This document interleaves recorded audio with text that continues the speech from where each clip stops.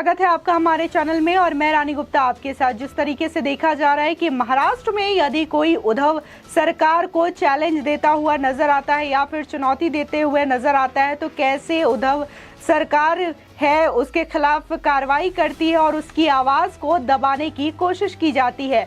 अगर हम पिछले कई मामले ऐसे देखें जब जब उद्धव सरकार को लेकर के लोगों ने उन्हें घेरना शुरू किया या फिर उन पर आरोप लगाया तो कैसे उन्होंने उनकी आवाज दबाने की कोशिश की, चाहे वो फिर अर्नब गोस्वामी हो या फिर एक्ट्रेस कंगना रनौत हो या फिर हाल ही में जिस तरीके से किरीट सोमैया के साथ चीजें की जा रही है। आपको बता दें कि वो खार पुलिस स्टेशन गए थे नवनीत राणा और उनके पति रवि राणा से मिलने के लिए, जिसके बाद कि उन पर हमला कर दिया जाता है और जब वो इस हमले को लेकर के ये चीजें बताते हुए नजर आते हैं तो उन पर सीधे सीधे आरोप लगाया जाता है और उनके आवाज को दबाने की कोशिश की जाती है। लेकिन अब उनके लिए राहत की खबर ये है कि एनएस विक्रांत को लेकर के जो मामला चल रहा है और उनको जेल भेजने की जो कवायद चल रही है उस पर अब उन्हें राहत मिल गई है।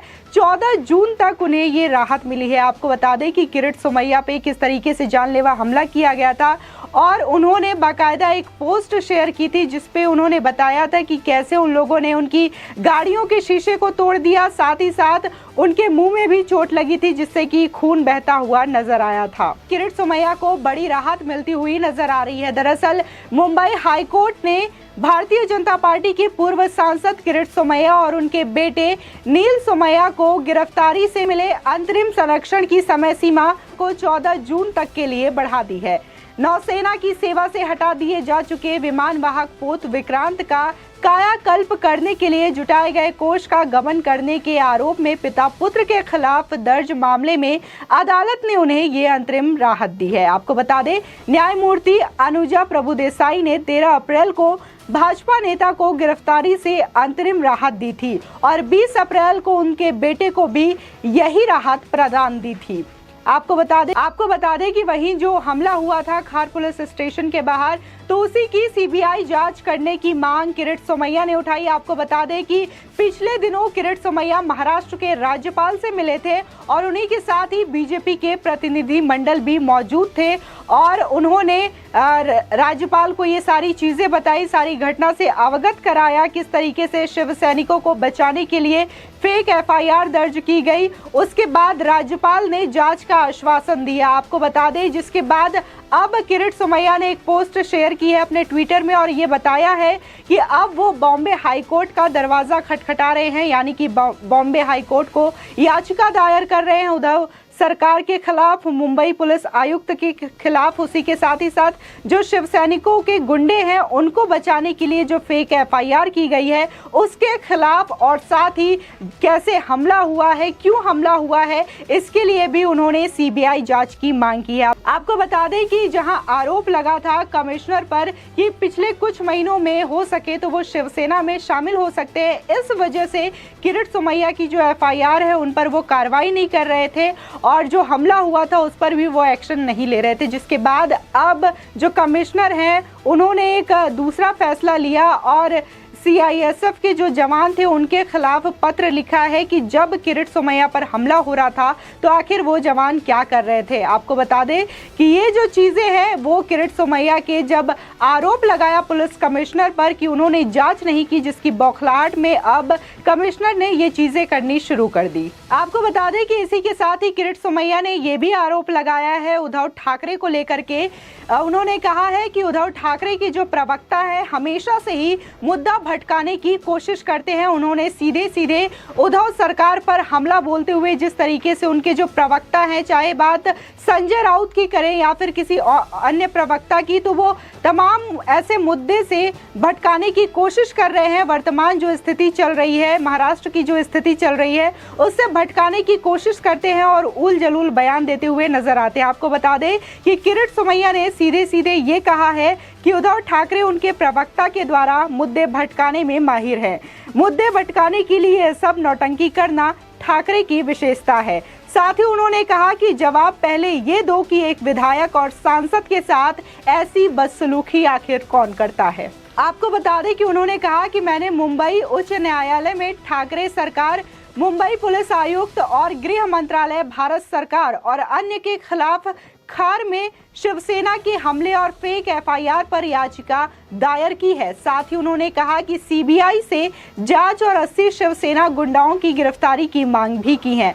दरअसल अमरावती से सांसद नवनीत राणा ने चुनौती दी थी कि वो सीएम उद्धव ठाकरे के घर मातोश्री के बाहर हनुमान चालीसा का पाठ करेंगी, जिसके बाद ये विवाद बढ़ गया और शिवसेना कार्यकर्ताओं ने जमकर प्रदर्शन भी किया। बाद में मुंबई पुलिस ने नवनीत राणा और उनके पति रवि राणा को हिरासत में ले लिया। जब दोनों खार पुलिस स्टेशन में थे तो बीजेपी नेता और पूर्व सांसद किरीट सोमैया भी वहां पहुंचे उनसे मिलने के लिए, लेकिन उनका सामना गुस्साए शिव सैनिकों के साथ हुआ, जिन्होंने उनकी कार पर बोतलें और चप्पलें फेंकी।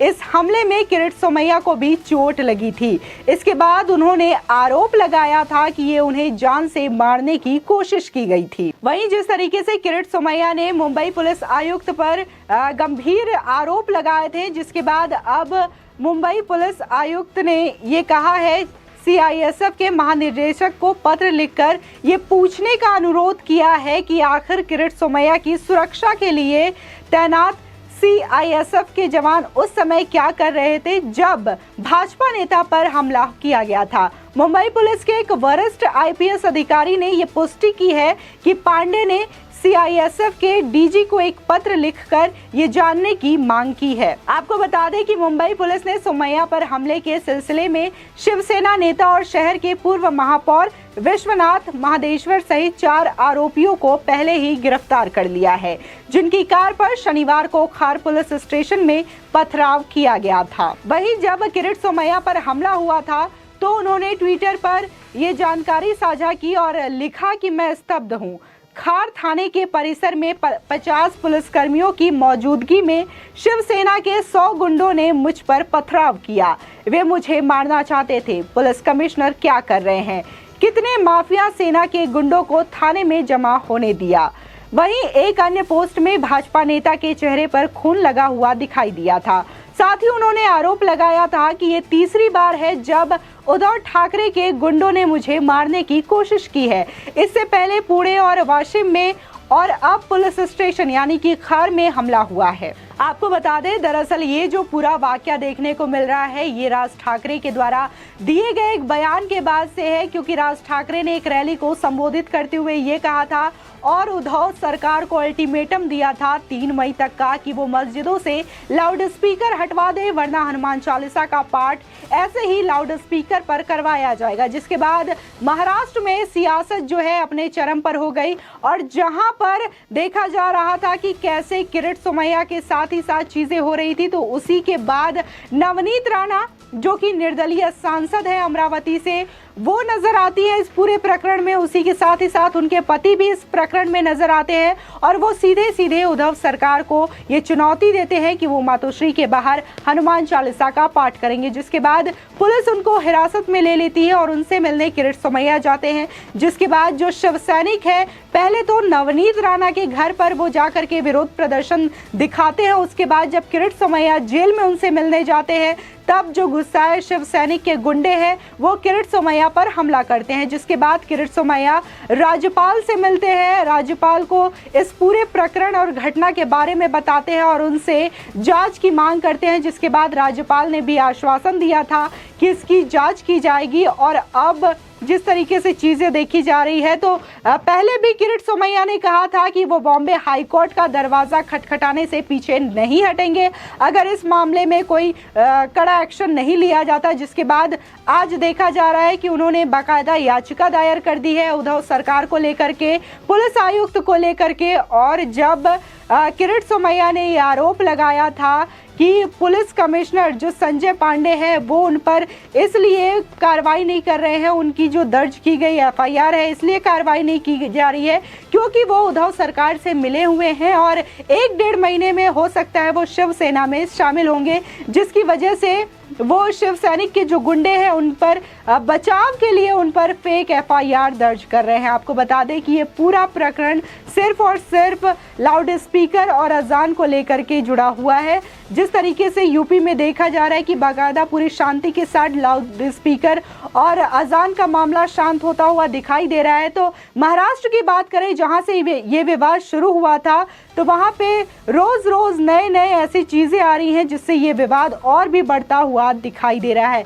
आपको बता दें कि एनएस विक्रांत को लेकर के किरीट सोमैया और उनके बेटे पर जिस तरीके से चीजें आरोप लगाए गए थे एनएस विक्रांत को लेकर के, तो अब इस पर उन्हें बड़ी राहत मिलती हुई नजर आ रही है और 14 जून तक के लिए अंतिम संरक्षण मिल गया है और उन्हें बड़ी राहत मिलती हुई नजर आ रही है। जिस तरीके से देखा जा रहा है कि यदि उद्धव ठाकरे के खिलाफ कोई आवाज उठाता हुआ नजर आता है तो किस तरीके से उसकी आवाज दबाई जाती है, फिर चाहे वो निर्दलीय सांसद एक अकेली महिला जिस तरीके से चुनौती देते हुए नजर आती है, उनका सिर्फ इतना कहना था कि वो मातोश्री के बाहर हनुमान चालीसा का पाठ करेंगे, जिसके बाद तमाम शिव सैनिक जो थे वो गुस्से में आ जाते हैं और इस तरीके की चीजें करते हुए नजर आते हैं, हमला करते हुए नजर आते हैं। उसी के साथ ही साथ बस हनुमान चालीसा पढ़ने का ऐलान करने के एवज में पुलिस जो है नवनीत राणा पर देशद्रोह का केस भी कर देती है। आपकी इस खबर पर क्या राय है हमारे कमेंट सेक्शन में जरूर बताएं। आगे की और भी अपडेट के लिए चैनल को सब्सक्राइब करना ना भूलें।